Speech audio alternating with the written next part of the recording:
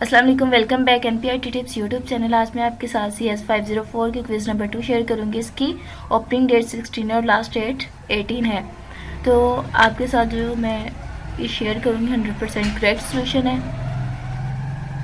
तो इसका first quiz है, issue like system performance availability scalability and security are analysed in dash. तो concurrency view होता है, उसमें हम इसका देखते होते हैं। इसके बाद है क्विज नंबर 2 है, in case of a file server client request. File server में आपको पता है कि क्लाइंट जो होता है उसने रिक्वेस्ट करनी होती है।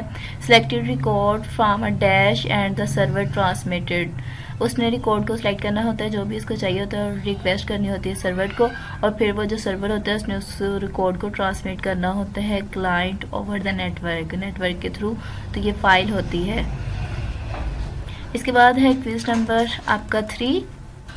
तो 3 में है, if a major rework is required to translate program return from one environment to another. के ये ऐसा होता है कि आपको बहुत बड़ा जो आपने वर्क किया होता है, प्रोग्राम ऐसा राइट किया होता है, ज़रूरत पड़ती है कि उसको ट्रांसलेट प्रोग्राम किया जाए रिटर्न फ्रॉम एक इन्वायरमेंट से दूसरे इन्वायरमेंट। मीन कि एक पीसी जो होता है IBM का या कोई और उसमें, तो फिर दूसरे में आप ट्रांसफ़र कर रहे होते हैं। It means code is not और लेस। तो ये पोर्टेबल होता है,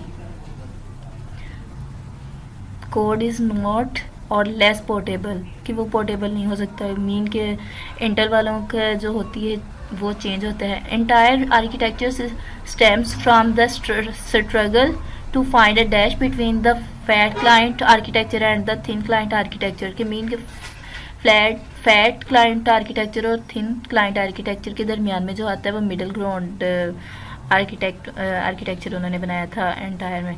इसके बाद है क्विज नंबर 5 है, variable should be initialised where they are dash and they should be declared in the scope dash scope possible. तो जो होते वेरिएबल उनको इनिशियलाइज किया जाता है वेयर दे आर डिक्लेयर, जहाँ पर वो डिक्लेयर किए वहाँ पर उन्हें इनिशियलाइज किया जाता है। And they should be declared in the smallest scope possible. तो इसके बाद क्विज नंबर 6 है, when a programmer use shortcuts and cryptic codes in their program dash becomes a major problem. तो यहाँ पर क्या होता है, जब वो क्रिप्टिक करता है कोड को तो उसमें रीडेबिलिटी की प्रॉब्लम आ जाती है, कि हो सकता है कि आपको जो प्रोग्राम है वो उसकी समझ ही ना आए।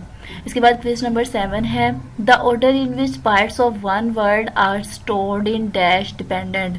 तो हो सकता है आपने ऐसा ऑर्डर हो बाइट्स का, one word are stored in hardware dependent. इसके बाद है quiz number 8, which of the following is use for multi level commenting. तो ये हम slash static comment slash static mean के मल्टीपल आप कमेंट्स लिख सकते हैं। ये वाली ब्लैक स्लैश स्टैटिक और static black slash slash static और स्लैश स्टैटिक, यहाँ पर दरमियान में आपके कमेंट जो भी आपने लिखना होता है वो मल्टीपल कमेंट आ जाते हैं। इसके बाद है क्विज नंबर 9 है, global variable in C++ should always be referred by using the scope resolution operator को यूज कर रहे होते हैं, ऑलवेज रेफर कर रहा होता है इसको स्कोप रेजोल्यूशन ऑपरेटर की। उसके बाद क्विज नंबर 10 है आपका, डिस्ट्रीब्यूटिंग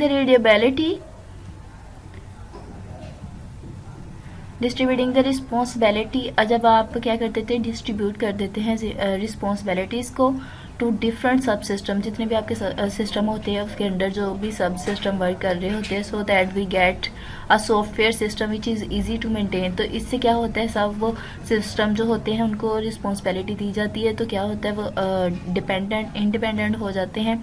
तो इस तरह ईजी हो जाता है सॉफ्टवेयर की सिस्टम के मेंटेन करना। इस कॉल्ड द डैश आर्किटेक्चर। तो ये पार्टीशनिंग हम कर देते हैं कि हर जो हमने जो सब सिस्टम को जो भी वर्क असाइन किया होता है तो ये वाला पार्टीशनिंग में आता है। तो please like and subscribe my channel for latest update. Okay, Allah हाफिज़।